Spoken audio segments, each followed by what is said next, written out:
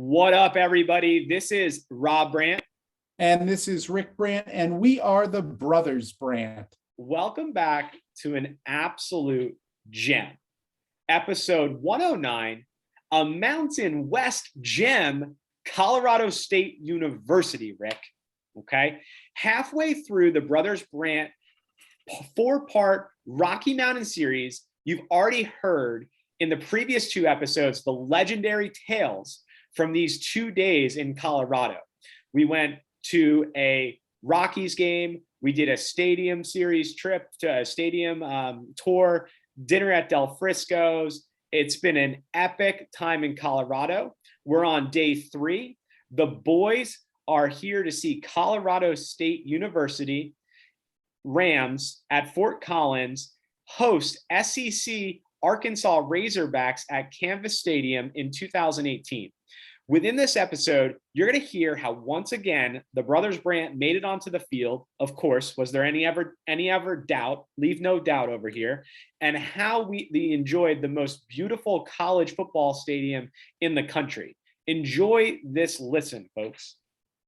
Rob, I'm excited about this podcast episode because we are going to shine light on Fort Collins, Colorado, which probably doesn't get a lot of recognition across the country. If you think about not a lot of love out there, not a lot of love in Fort Collins, not that I can speak of. No one's ever talked to Fort Collins about me, so we're gonna put it on the radar. It's always Denver, Colorado. Let's talk about Mile High. Let's talk about Colorado University, where the Buffaloes play in Boulder, Colorado. It's never about Colorado State. And I think it's time that they get their due because they are home to, Rob, in my opinion, one of, if not the best college football stadium in America at this second tier level. We've talked about this in previous podcast episodes. You've got the 100 seat capacity stadiums, the 100,000 seat capacity stadiums, the Ohio States, the Alabamas, the Michigans, the Floridas, all these massive monumental stadiums around the country. But then you have this second tier of stadium, which is in that 40 to 60,000 seat stadium. We love Waco, Texas, because Baylor has a beautiful McLean Stadium right there on the water. Well, just like McLean Stadium down in Waco, Texas, Colorado State University built back in 2017 a 41,000 seat stadium. It cost $220 million when they built it, and it is beautiful. I think we could end the podcast right here, Rick. We should end the podcast right here, but if we did that, we'd be leaving our sponsors high and dry because we have a few reads we got to get to. And we got a lot of great content that I want to share with our listeners tonight. A lot of phenomenal content here. Little recap. Here's how we're going to run this thing. Little recap of our previous episode. Talk a little PGA. Talk a little Rangers hockey, just real quick. Then we're going to get into the road trip, refresh you on the road trip. Then we're going to get into the history of the team, the stadium, like Rick talked about, the game itself, and the story. So, absolutely. The Brothers Brandt are big sports fans, some of the biggest sports fans you'll ever meet. And there's a lot of great sports happening in the world this week, Rob. As you had mentioned, the PGA Championship just concluded. Talk to us about that. Yeah, absolutely. Well, first off, massive shout out to Stephen Sweeney. Stephen Sweeney putting. He's got a roster of clients on the PGA Tour that'll just make your eyes boggle. We're talking Sergio Garcia, Sebastian Munoz, Aaron Wise, Joaquin Niemann, Shane Lowry, Carlos Ortiz, and of course, Mito Pereira. And, it was such an honor having him on the podcast. Check out Stephen Sweeney putting, just a class act, absolute gem right there. But let's talk PGA, Rick. Break it down. You and I were glued on this. It was the 104th playing of the PGA Championship. It was the 5th time it was hosted at Southern Hills Golf Club in Tulsa, Oklahoma. And they had some interesting weather throughout the weekend. There were days where it was warm. There was days where it was cold. The wind was blowing, then it wasn't blowing. So Mother Nature was just playing with her little puppet strings throughout the weekend, and it was these 100+ professionals that needed to try to weather the storm, pun intended, and navigate what is one of the most challenging courses in the history of the PGA. So, Rob, we went into the weekend with a lot of big names still out there with a chance to win it. Tiger Woods withdrew after round number 3. What do you make of that?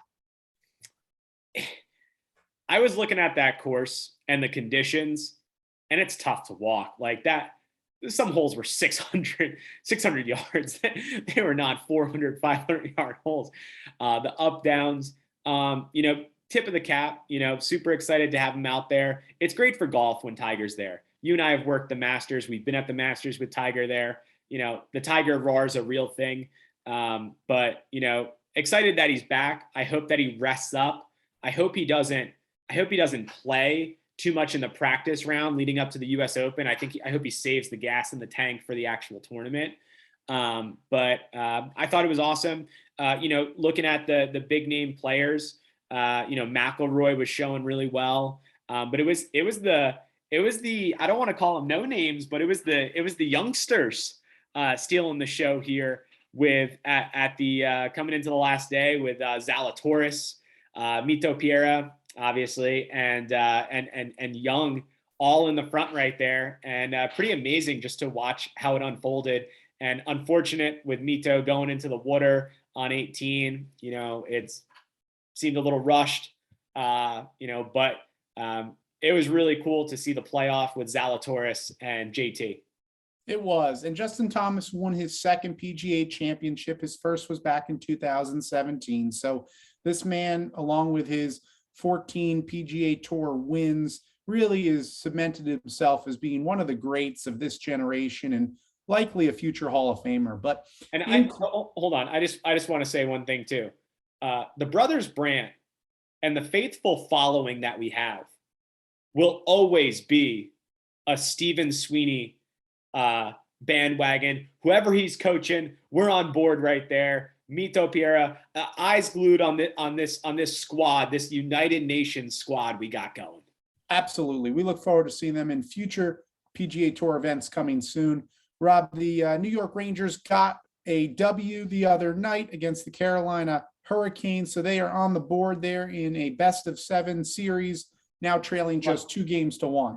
And I got one thing to say about that, and Rick, it's hey.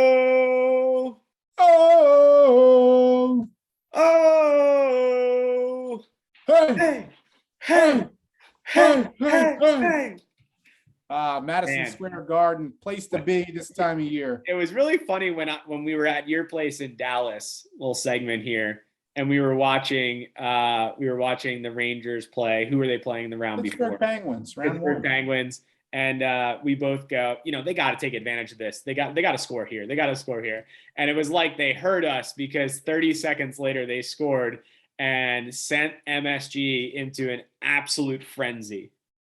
It's my favorite scene in sports. It really is. It's a great time, but we'll keep an eye out on that series. We got some basketball with the Dallas Mavericks really just getting shellacked by the Golden State Warriors. That looks to be a runaway, and they'll take on either the Heat or the Celtics. We'll see who comes out of the East. Exactly. All right. So I think we're good there. We can move on. We can go back to Colorado State, go back to the road trip. So just to refresh our listeners on where we're at with this road trip, this was a birthday weekend that Rick bought, all these awesome events for, and the flight included. I still owe you for this. I'll probably never pay you back, but I'll keep saying I still owe you. So it's an IOU. It's an 275,000. Might want to hold on to that one. So here we are. This is we went to a Colorado Rockies game on Friday. Highly recommend that ballpark. And then and then here at CSU Sunday, we're going to a Broncos game, which is going to be an absolutely ridiculously bonkers story, and Red Rocks that night. So pretty epic experience with some golf on Thursday and Coors beer on Thursday as well. So, a little history on Colorado State, and then Rick's going to get into the stadium again, maybe talk a little bit more about that.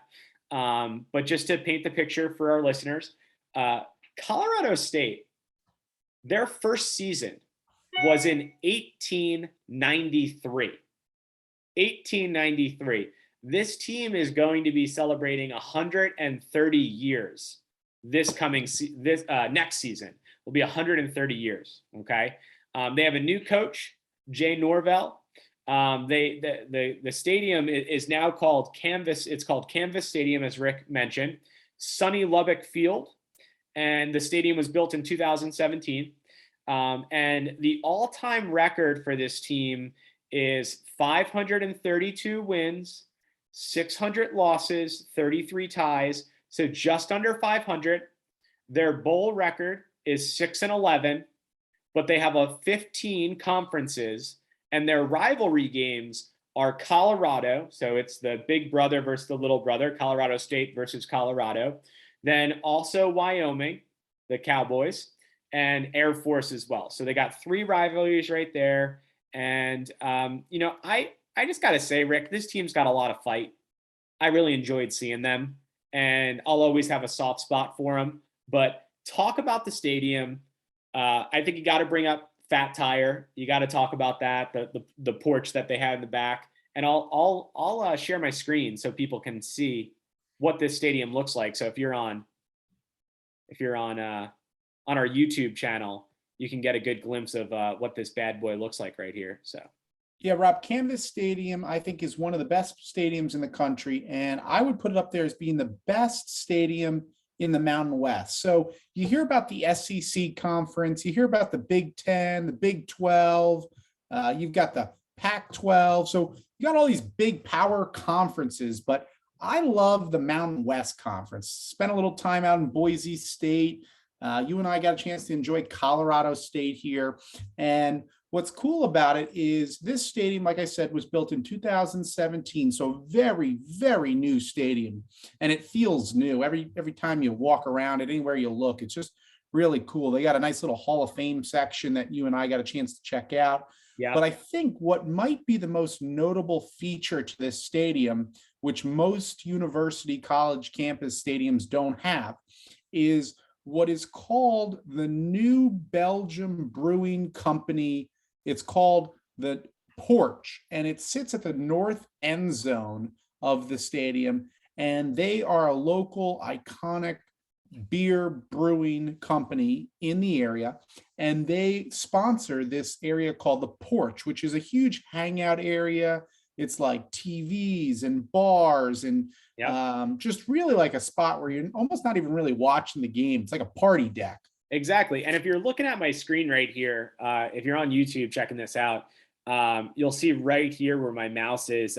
One side of the stadium is normal bleacher seating with the Jumbotron. And that's what Rick's talking about, is that porch right there. It's just really cool. It's like a party. And then where this stadium is situated is on the campus itself. So it's right next door to the campus. So huge attendance for it. And I'm just going to give a shout out to the Rams are green and white and gold.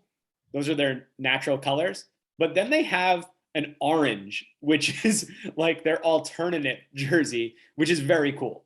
And it pays homage to their teams back in the late 1800s, early 1900s, because that was originally the color that the team used to wear. But as you said, Rob, right on campus. So it's got that atmosphere, that buzz around campus on game day, which you and I got a chance to enjoy. As always, like we talk about in every podcast, you want to arrive early, dress the part. Now, we weren't in our famed tuxedos for this game. You could still have a great time by going online and picking up a couple shirts and hats off of eBay. I'm talking at max, you and I probably spent $40 on a couple shirts and a couple hats, and all of a sudden we were good to go, and everybody knew who we were rooting for.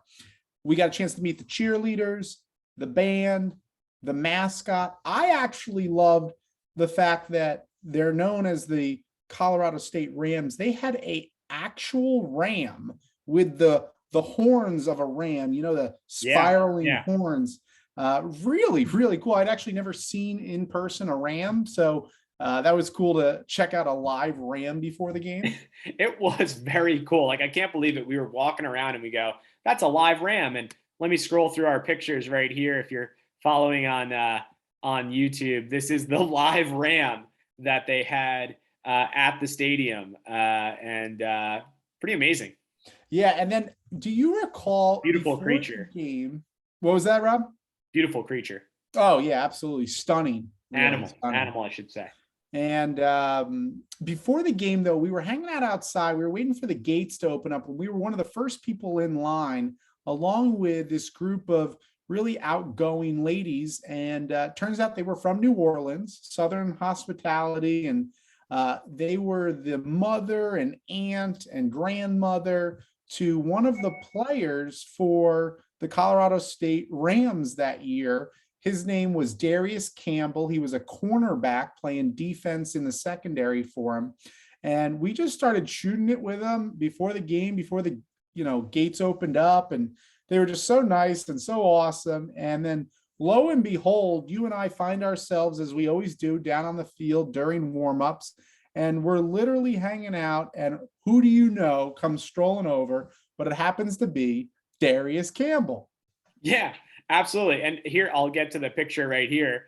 25, Darius Campbell. Congrats on, your senior year this past year.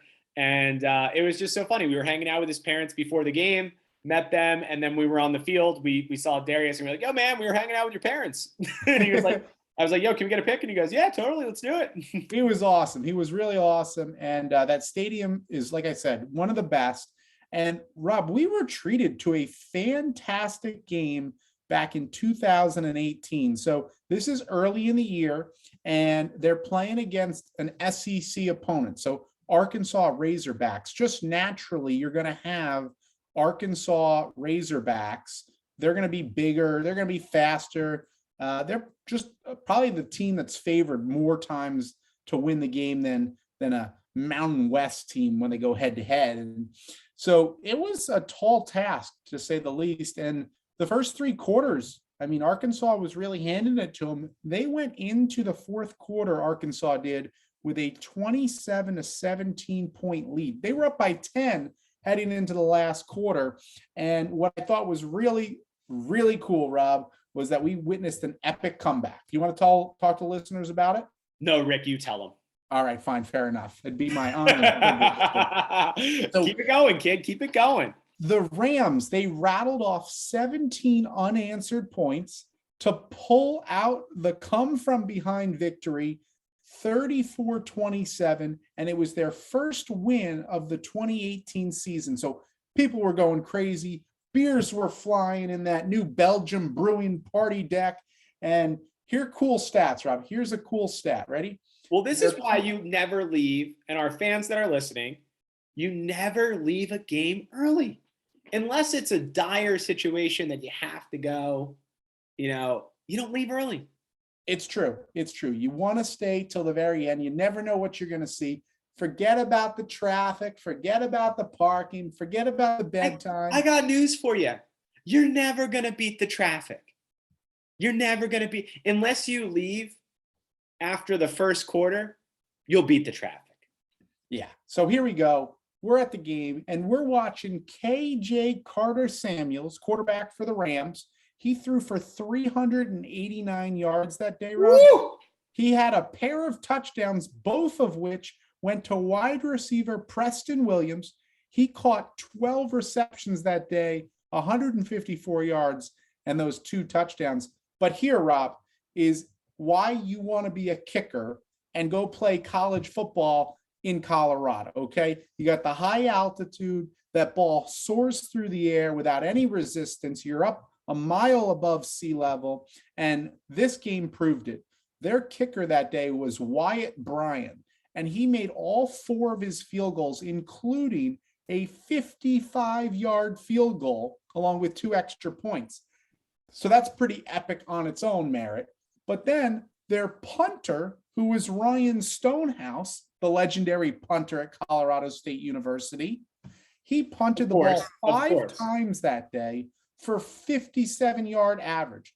So he was averaging 57 yards across 5 different punts. That meant he was going north into the 60 yards and south just short shy of that. But he was really punting the ball really well that day.